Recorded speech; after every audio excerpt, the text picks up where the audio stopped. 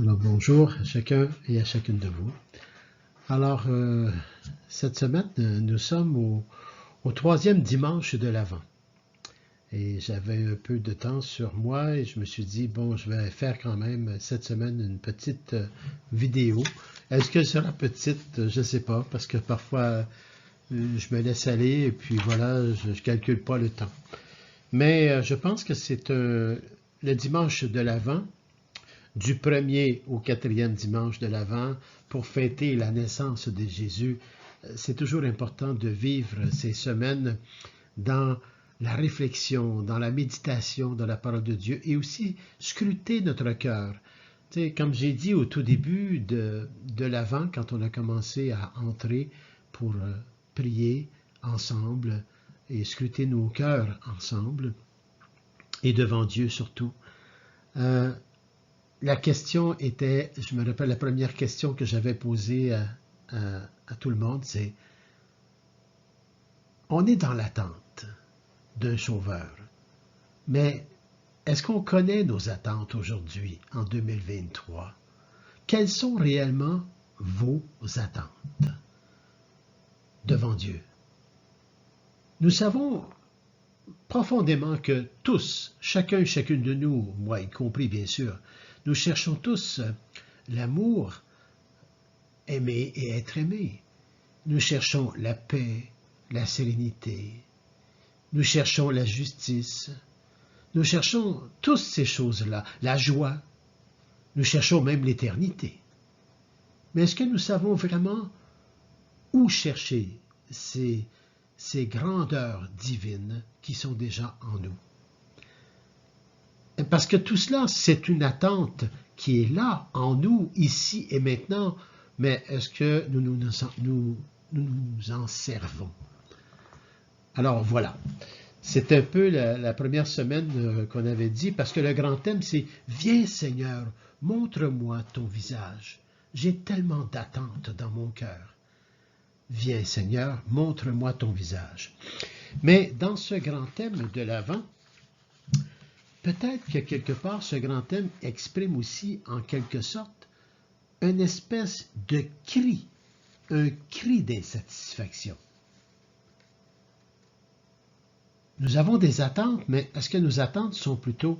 Regardons, on va plutôt essayer de voir des décortiquer un peu, sans tout décortiquer, mais quand même. Dans ce grand thème qui nous est proposé cette année, viens Seigneur, montre-nous ton visage. N'est-ce pas un cri, comme je disais précédemment, un cri quelque part ou en quelque sorte d'insatisfaction parce que j'ai peut-être rencontré des échecs, j'ai peut-être rencontré le deuil, la maladie, des contraintes de la vie de tous les jours. Alors, viens Seigneur, montre-nous ton visage. Car lorsque je regarde avec mes yeux humains et avec un cœur blessé, mon humanité blessée, je ne vois pas vraiment où tu te trouves. Alors, dans le grand thème, il y a comme un cri d'insatisfaction, donc de douleur, de souffrance, de doute, d'incompréhension, de déception, d'injustice, ou encore même le non-sens de la vie, et plus encore. Alors, voyez, nous portons plusieurs choses en nous. Ce grand thème, finalement, nous amène à se poser la question, comme je vous ai dit tout le début, quelles sont vraiment mes attentes? Suis-je capable de discerner les vraies attentes des fausses attentes? C'est des questions parfois très difficiles à répondre parce qu'on doit absolument s'arrêter. S'arrêter et regarder ce par quoi nous sommes régis en son cœur, chacun et chacune de nous. Parce qu'il y a quelque chose de très important que nous vivons à chaque année. La naissance de Jésus. Alors, mes attentes sont-elles de l'ordre terreuse? Sans le Seigneur, finalement. Sont-elles des attentes centrées sur moi et ma misère? c'est-à-dire de l'ordre de l'argent, du plaisir, de l'avoir, du bien-paraître, du matériel, de la sexualité, de la gourmandise, de l'égoïsme, de l'orgueil, de l'envie à ce que possède l'autre, de ne plus travailler finalement et tout avoir, des désirs pour moi sans penser à l'autre.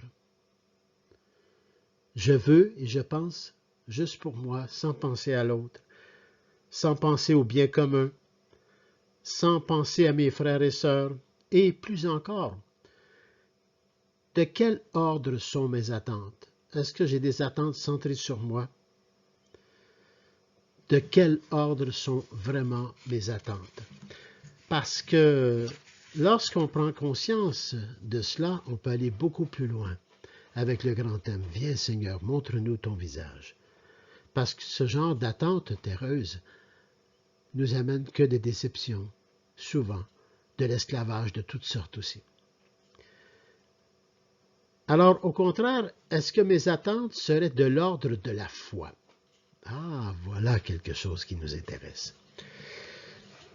Sont-elles de l'ordre de l'éternité, de la prière, de la sagesse divine pour discerner le bien du mal, du bien pour l'humanité, de l'unité des différences? Est-ce que mes attentes sont de l'unité des différences, vivre cette unité des différences, sans jugement, sans condamnation, de l'ordre de la paix, de la justice, de l'amour, de la bonne entente, de la miséricorde mutuelle, de l'humilité mutuelle, d'empathie, de compassion, de la conversion à la transformation par la grâce, afin de disposer nos cœurs à recevoir la lumière par excellence, c'est-à-dire le Christ. Le Christ qui est le chemin, la vérité et la vie. Et qui nous mène vraiment au Père, notre Père.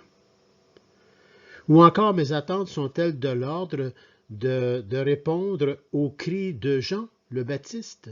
Redresser le chemin du Seigneur. Est-ce que nous allons vraiment vers une conversion intérieure? Pas une conversion terreuse, une conversion intérieure, qui est de l'ordre du don de soi à la suite du Christ, par la foi, bien sûr. Une foi qui nourrit une espérance contre toute espérance, et lorsqu'on se laisse envelopper de l'amour du Père lui-même dans sa Trinité par son Fils et le Saint-Esprit, eh bien voilà le miracle de la vie, la naissance de Jésus qui prend forme en nos cœurs. Scruter son cœur. Est-ce que je suis régi aussi parfois par tout ce que je pense et dis et fais? Est-ce régi par amour et pour la gloire de Dieu? Est-ce que tout ce que je peux penser, faire, poser mes actes, en tout cas toutes les choses que l'être humain peut faire, est-ce que c'est pour vraiment la gloire de Dieu ou si c'est tout centré sur moi? La gloire de Dieu en sa Trinité, qui est la gloire de toute l'humanité et la nôtre, dans lequel se trouve vraiment le vrai bonheur, parce que c'est ça qu'on cherche. On cherche le bonheur, l'éternité lumineuse que Dieu notre Père et son Fils veut pour chacun et chacune de nous, avec le Saint-Esprit. Tout cela, c'est une réflexion que nous avons. C'est pour ça qu'on a 4 semaines de l'Avent. C'est pour préparer son cœur. La première semaine, c'était « Son visage nous sauve ». Donc, si le visage de Jésus nous sauve, ça veut dire qu'il y a une manière de sauver l'humanité, et c'est l'humilité à la miséricorde. La miséricorde qui nous apporte la grâce qui fait que nous entrons dans la conversion et la transformation de chacun et chacune de nous, à la construction du royaume de Dieu dont je suis ici et maintenant participant.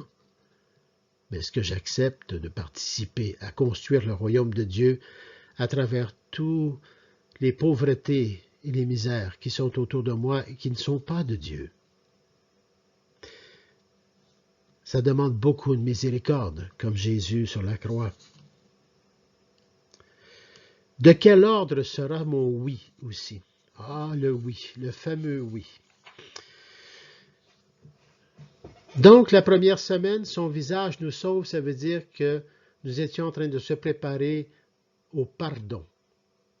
Parce que nous avons à se reconnaître comme pécheurs et pécheresses, et le fait de se reconnaître comme pécheurs et pécheresses, ben, on va vers cette miséricorde, parce que nous avons besoin de cette miséricorde pour recevoir la grâce, pour changer. Et la deuxième semaine, lorsqu'on a passé à travers toute cette miséricorde, lorsqu'on a scruté son cœur, vraiment pour se reconnaître, mais aussi reconnaître toute la miséricorde de Dieu sur nous, eh bien, on entre dans ce deuxième dimanche de l'Avent qui est son visage, sa face nous console, son visage. Le visage nous console. Ça, c'est la foi qui nous amène là. C'est une des vertus théologales, c'est la foi. Cette foi qui nous apporte une espérance contre toute espérance. Et aujourd'hui, nous en sommes au troisième dimanche de l'Avent. Son visage rayonne de joie. Bien sûr que oui. Dès qu'on se reconnaît pécheur et qu'on reconnaît notre combat spirituel que nous avons à mener pour devenir meilleurs, pour devenir vraiment fils et filles de Dieu, devenir hommes et femmes Eucharistie, nous devons automatiquement reconnaître nos fautes et vivre cette miséricorde. Et de cette miséricorde, elle nous donne les grâces dont nous avons besoin pour servir dans l'amour de Dieu. Et ça demande un oui. Et là, j'arrive à ce oui peut-être. Le oui de Marie, le oui de Saint Joseph, le oui des apôtres, le oui de plusieurs saints et de saintes qui nous ont précédés et que nous avons connu la vie, leur histoire. Avant d'être des saints et des saintes, ils étaient exactement comme nous. Ils avaient à reconnaître qu'ils étaient pécheurs, puis ils l'ont fait toute leur vie, parce qu'ils savaient leur pauvreté, apprendre à se connaître. Mais ce qui est intéressant, puis là je vous amène dans ce dimanche de joie, bien sûr, parce que là nous sommes dans la joie, parce que là nous arrivons à cette fête.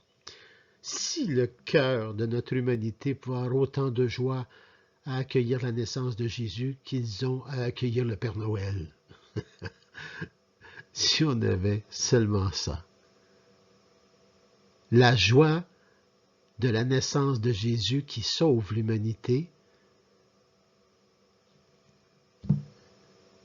Alors, des fois, je me pose la question, je regarde des fois toutes les annonces, le Père Noël, les enfants qui crient de joie, c'est beau, et c'est très, très beau, là. Mais on n'a pas cette même joie sur la naissance de Jésus. Il nous apporte beaucoup plus qu'un cadeau. Il nous apporte la vie éternelle quand même. Alors, vous avez, on a beaucoup à scruter dans nos cœurs. Et ce fameux oui, il se donne à qui? Eh bien, Dieu, le Père Tout-Puissant, qui s'est incarné, le Dieu créateur du ciel et de la terre, vous savez, notre profession de foi, il s'est incarné en ce monde. Il a choisi Marie pour s'incarner. Et nous a envoyé son Fils unique, Jésus. Ça m'impressionne à chaque année, lorsque je vois l'enfant Jésus. Même quand j'étais petit, ça m'impressionnait énormément. Un enfant qui vient sauver l'humanité. Un enfant qui ne sait pas parler, qui ne sait pas marcher. Un enfant qui n'est même pas capable de s'habiller tout seul.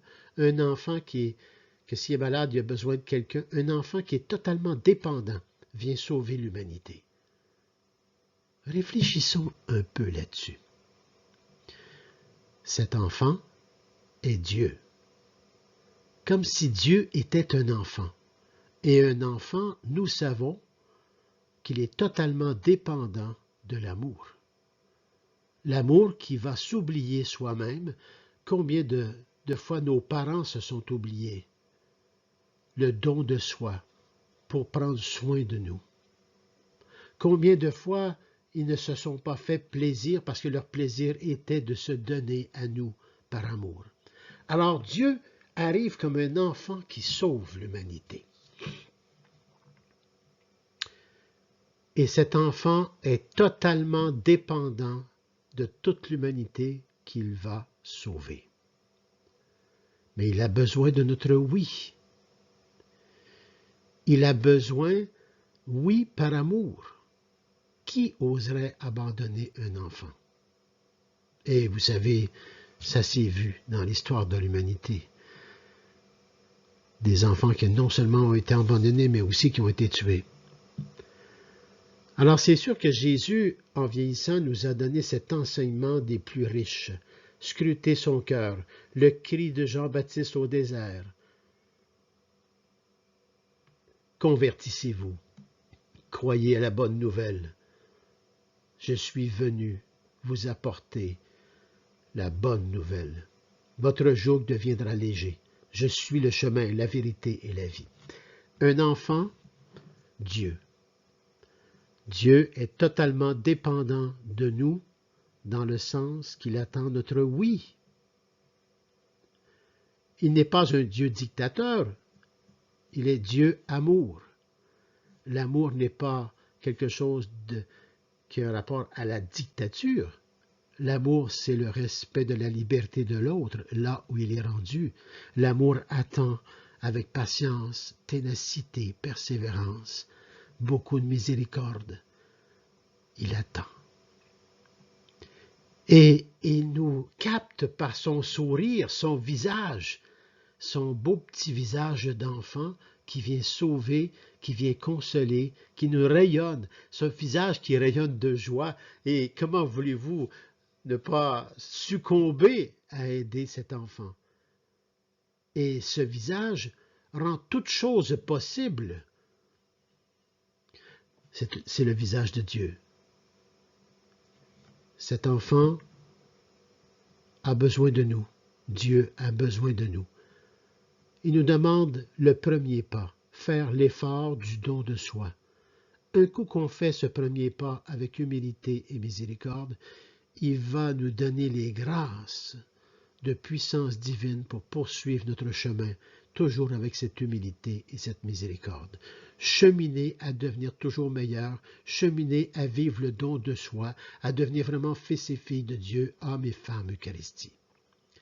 Noël, c'est la fête par excellence qui sauve l'humanité. Est-ce que nous pouvons reconnaître cette fête dans la profondeur qu'elle porte en elle-même? On pourrait même tourner ça de toute façon, de différentes manières aussi, de différentes manières de penser, juste pour nous aider à scruter notre cœur, sans jugement, sans condamnation, bien sûr. Là, des fois, on prend des images, puis les gens se sentent jugés ou condamnés. Non, non, non, ce n'est pas dans ce sens-là. C'est dans le sens de toujours scruter son cœur devant Dieu. Des moyens qu'on essaie de se donner. Tu sais, des fois, je me dis, dans nos vies, moi, le premier, je tiens à le dire, je ne suis pas mieux que les autres. Moi aussi, je suis en cheminement de toujours être meilleur, en cheminement d'être toujours meilleur dans mon oui à cet enfant Dieu qui va être le chemin, la vérité et la vie, qui va me montrer la croix, mais qui va me montrer aussi le chemin de la résurrection et que c'est lui qui nous mène au Père. C'est dans ce chemin que, personnellement, moi, j'ai choisi de prendre avec tous mes défauts, et croyez-moi, j'en ai des défauts. Mais ce n'est pas mes défauts qui vont m'arrêter à essayer d'être meilleur. Parce que cet enfant a besoin de moi. Et j'ai besoin de cet enfant pour grandir. Quels parents n'ont pas grandi le fait de donner leur vie à leurs enfants? Combien de parents ont pu subir parfois même la dureté de leurs enfants? Combien de parents ont souffert aussi les maladies de leurs enfants? Combien de parents ont perdu leur enfant et qui ont souffert de cette perte? Pourquoi? Parce qu'un enfant, ça rayonne. Un enfant, ça nous console. Un enfant, ça sauve notre vie. Et sauver la vie, ça veut dire le don de soi. Et c'est là que toute chose vient possible par le don de soi, parce que la grâce nous habite et elle nous avance. Mais il est bon de reconnaître qu'on est toujours pécheur et pécheresse. Et là, je vais vous dire un mot, mais prenez-le surtout au niveau spirituel. c'est que combien de fois, dans nos vies personnelles à chacun et à chacune de nous, nous avons avorté cet enfant Jésus, en ayant des regards uniquement sur les choses terreuses et non sur la vie éternelle. Combien de fois nous avons avorté Jésus en nos cœurs? Posons-nous cette question. Ce n'est pas un jugement ni une condamnation. C'est une porte que j'essaie d'ouvrir pour moi-même et pour tous ceux qui m'entourent, pour justement se dépasser par la miséricorde et se laisser consoler par ce visage d'enfant et son sourire de sauveur. C'est l'enfant qui sauve l'humanité. Lorsque je vois les choses de cette vie, que ce soit les guerres ou autrement, combien d'enfants nous avons tués? Combien d'enfants sont morts parce qu'on avorte Jésus dans notre cœur?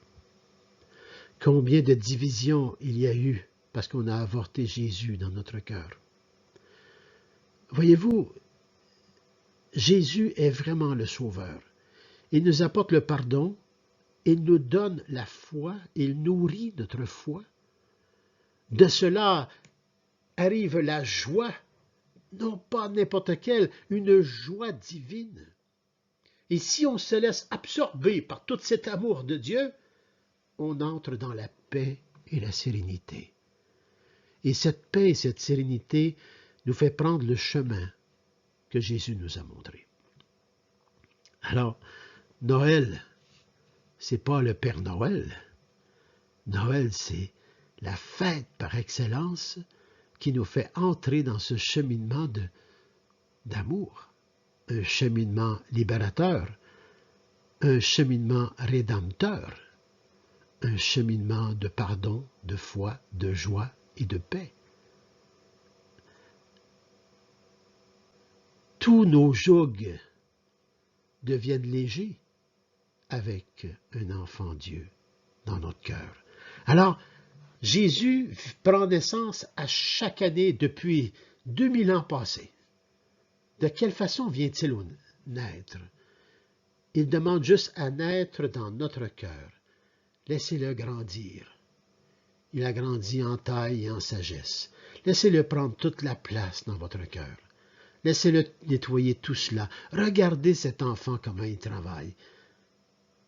Comment il se donne aussi avec joie et avec une si grande dépendance parce qu'il attend juste notre oui à nous.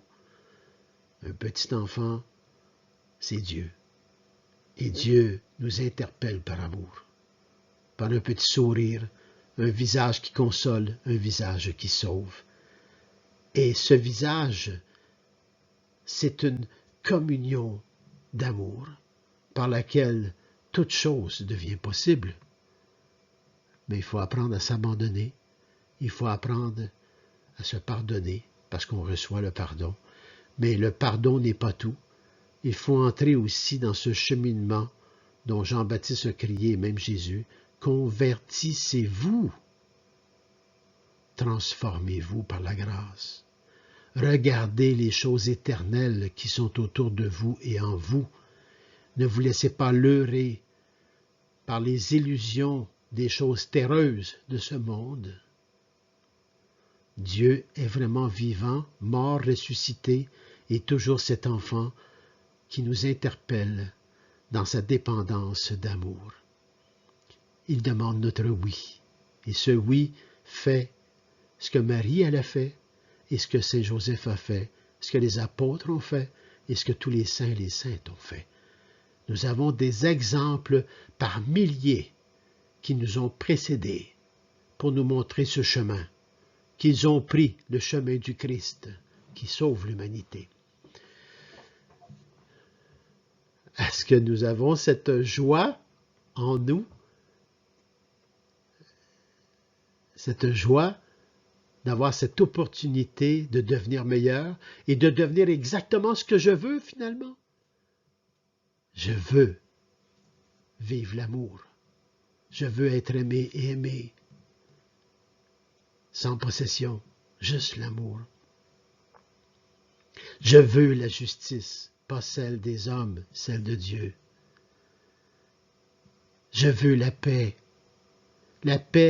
à l'intérieur de laquelle se trouve le pardon, la sérénité. Je veux la vie éternelle. Je ne veux pas mourir, je veux vivre éternellement dans un cœur de joie, dans un cœur de paix. Alors voyez, c'est vraiment ce que nous voulons. Comment se fait-il que nous cherchons tout cela ailleurs que dans le cœur de cet enfant Jésus qui vient sauver l'humanité? Dieu s'est incarné en ce monde en prenant totalement notre humanité, notre chair. Et il est entré en étant totalement dépendant de Marie et de Saint Joseph et de toute l'humanité. Et c'est pourtant cet enfant qui a sauvé l'humanité, si on veut bien le prendre sur nous et le serrer comme on serrait notre propre enfant, avec beaucoup d'amour, prêt à n'importe quoi pour mon enfant, qui relève de Dieu. N'importe quoi, mais qui relève de Dieu. Et le chemin, c'est la croix, bien sûr, mais la croix qui sauve l'humanité. Et nous sommes tous interpellés à cela, chacun et chacune de nous. Oui, son visage rayonne de joie. Alors, ce sera la dernière infolettre. Je vais reprendre ça après les fêtes. Il n'y aura pas d'autres vidéos non plus. Je voudrais, même si c'est écrit dans l'infolettre, je voudrais quand même vous dire à chacun et à chacune de vous un joyeux Noël. Une joyeuse naissance de Jésus, l'enfant Jésus, en vos cœurs. Laissez-vous transformer par cet enfant. Laissez-vous regarder de son visage qui sauve l'humanité. Laissez-vous regarder de son visage qui nous console. Un enfant, ça console tous, tout le monde. Un enfant, ça juge même pas. On a beau être laid puis infirme, puis l'enfant, il est toujours prêt à venir dans nos bras. Il n'y a pas de jugement, il n'y a pas de condamnation. Son visage, le visage d'un enfant rayonne à la joie. Alors oui, je vous souhaite vraiment un joyeux Noël, mais pas n'importe quel. Pas le joyeux Père Noël, mais le joyeux Noël de la naissance de Jésus en vos cœurs à chacun et à chacune de vous, afin que vos cœurs rayonnent de joie tout autour de vous et en vous. Devenez cet enfant Jésus. Devenez cette transcendance de la divinité, qui est le chemin, la vérité et la vie, qui nous mène à la vie éternelle. Et vous verrez, toute chose deviendra possible. La paix en ce monde est possible. La sérénité est possible. Mais tout doit passer par l'humilité, la miséricorde, pour chacun et chacune de nous. Vivre mutuellement, fraternellement, avec notre cheminement, chacun et à chacune de nous. Un cheminement, ça veut dire qu'on n'est personne rendu à la perfection. Mais c'est à travers toutes nos imperfections et nos défauts, mais avec humilité, miséricorde et grâce, que nous allons devenir toujours meilleurs et devenir cet enfant Jésus avec un visage qui sauve, un visage qui console, un visage de joie. Ça, c'est ce que je vous souhaite. Je vous souhaite un joyeux Noël, une joyeuse naissance du Christ dans votre cœur. Et aussi, c'est quand même la fin de l'année en même temps. Et nous allons entreprendre une nouvelle année 2024. Dans cette année liturgique que nous venons de vivre, 2022-2023, nous avons vécu ici à la paroisse près de 600 événements dans sa diversité. Et pour vivre 600 événements, pour servir et couvrir ces événements de toutes sortes, ça a pris beaucoup de bénévoles, ça a pris des gens avec des dons et charismes de toutes sortes et des gens qui avaient une gratuité de faire les choses. Je veux vous dire à chacun et à chacune de vous, merci. Merci pour tant de générosité au service apostolique. Merci de votre générosité fraternelle. Merci de votre miséricorde mutuelle. Merci de cette volonté de vouloir servir, de vouloir construire le royaume de Dieu. Ça demande toujours une communauté, une fraternité, en cheminement. Ça demande aussi beaucoup de miséricorde et beaucoup d'humilité. Ensemble, voilà ce qui a fait que cette année, nous avons couvert et servi près de 600 événements et je me retiens, parce qu'il y en a plus que ça. Il y a beaucoup de connexes, des choses connexes à cela. Alors, je remercie d'abord la fraternité pastorale qui est là pour vous servir. Je remercie la fraternité des Marguilliers. Je remercie les nombreux bénévoles de notre paroisse qui font toutes sortes de choses et qui se donnent toujours avec beaucoup d'amour. Je remercie aussi tous ceux qui se sont impliqués, qui venaient de l'extérieur pour faire les grands événements, tu sais, comme le Requiem, le spectacle au bénéfice de Carlo Acutis pour le projet des jeunes ici qui s'en vient aux côtés de la paroisse, juste sur notre terrain. Toutes ces choses-là, c'est impossible. Mais avec le visage de l'enfant Jésus, et ce visage qu'on accueille, cet enfant Jésus, un oui personnel à chacun, eh bien, toutes ces choses deviennent possibles. Et notre joug pour servir cela devient léger. Parce que nous avons cette miséricorde et que nous croyons que ici et maintenant, c'est le royaume de Dieu. Alors oui, je vous souhaite une bonne fin d'année avec Jésus, la naissance de Jésus, et je vous souhaite une bonne et sainte et heureuse année 2024. Laissez grandir l'enfant Jésus en vos cœurs. Laissez-le vous aimer et vous interpeller à l'aimer pour entrer dans cette grande famille de l'amour fraternel avec humilité et miséricorde. Bonne année 2024 à chacun et à chacune de vous.